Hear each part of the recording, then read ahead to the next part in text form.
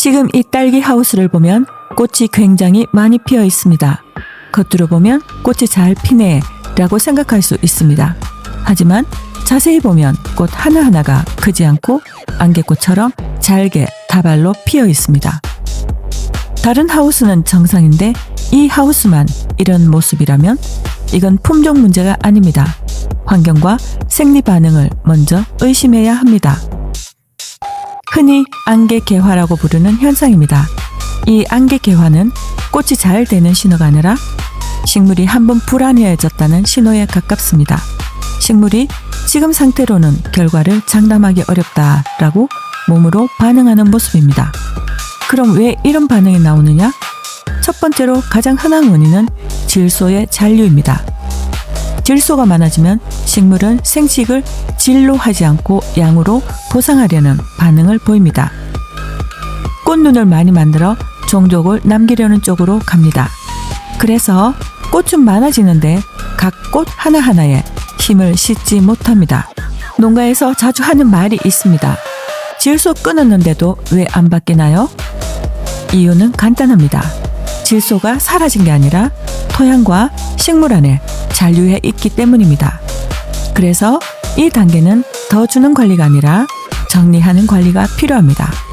질소를 더 보충하거나 다른 성분으로 덮는 게 아니라 식물이 가지고 있는 부담을 서서히 내려놓게 해야 합니다. 두 번째로 중요한 원인은 꽃눈이 만들어질 당시의 환경입니다. 꽃은 피는 순간에 결정되는 게 아니라 그 이전에 이미 결정됩니다.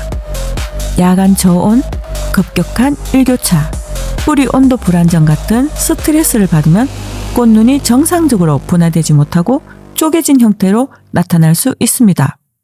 같은 품종인데 하우스마다 다르게 나타나는 이유가 여기에 있습니다. 그리고 이 모든 문제의 중심에는 뿌리 상태가 있습니다. 뿌리가 편안하면 식물은 차분하게 생식을 가져갑니다. 꽃 수도 적당하고 꽃 크기도 안정됩니다. 하지만 뿌리가 불안하면 선충이 있든 산소가 부족하든 염류 스트레스가 있든 식물은 결과를 남기기 위해 꽃을 많이 피우는 방향으로 반응합니다. 그래서 꽃은 늘어나지만 결과의 질은 떨어지게 됩니다. 이 지점에서 많은 농가가 실수하는 게 있습니다.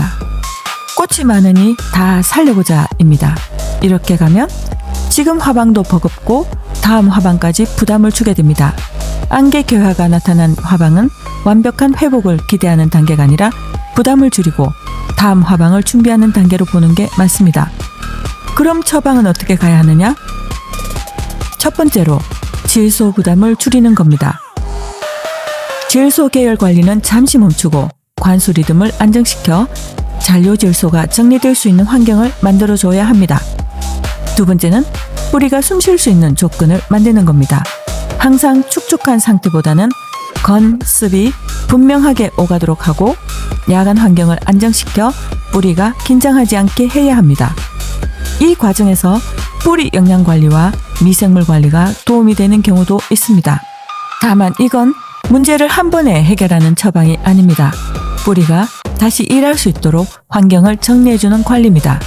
질소 부담을 먼저 줄이고 환경을 안정시킨 상태에서 뿌리 영양과 미생물을 함께 관리해주면 뿌리 회복 속도를 높이고 뿌리 주변 흐름을 정리하는 데에는 분명 도움이 됩니다. 미생물은 뿌리를 대신 일해주는 존재가 아니라 뿌리가 다시 일하도록 환경을 만들어주는 역할에 가깝습니다.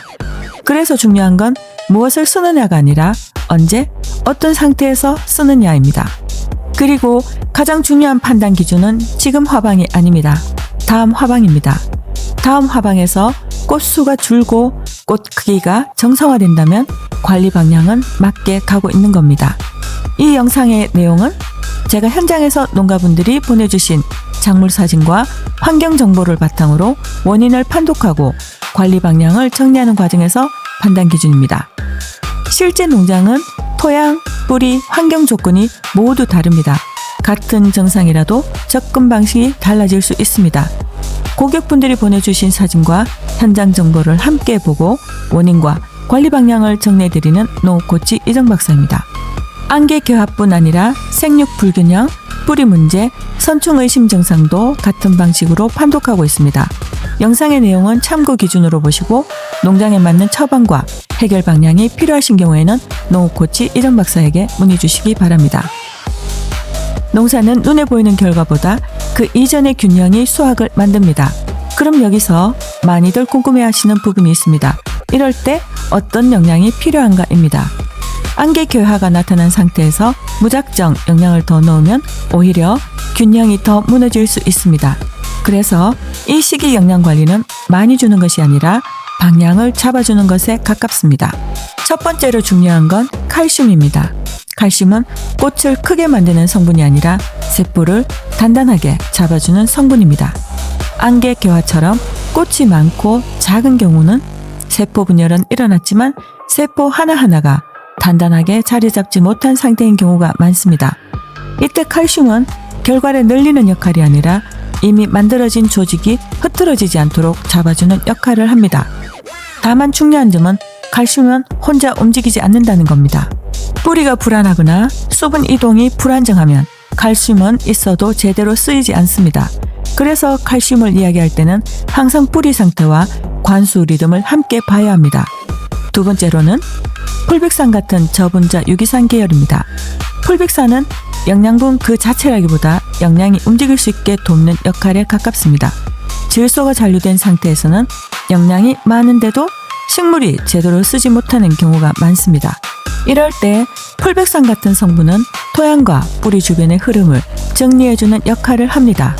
다만 풀백산도 마찬가지입니다. 많이 준다고 해결되는 게 아니라 환경이 정리된 상태에서 보조적으로 들어갔을 때 의미가 있습니다. 세 번째는 미량요소입니다. 안개 결하가 나타난 농가를 보면 대부분 질소, 인산, 칼리는 충분하거나 오히려 많은 경우가 많습니다. 문제는 미량요소의 균형이 깨져 있는 경우입니다. 미량요소는 눈에 띄는 반응을 바로 보여주지는 않지만 꽃의 형태나 생식 균형에는 아주 큰 영향을 미칩니다. 그래서 이 시기에는 큰 성분을 더하기보다 부족하거나 흐트러진 미량요소 균형을 정리해주는 조국이 훨씬 안정적입니다. 이런 이유로 현장에서 안개 개화나 생식 불균형이 나타난 경우 무조건 비료를 더 권하기보다는 뿌리 상태, 관수 리듬, 환경 조건을 먼저 보고 그에 맞는 영양 방향을 정리해드립니다. 그리고 그 방향에 맞는 영양 구성과 관리 도구를 선택하는 쪽으로 접근합니다.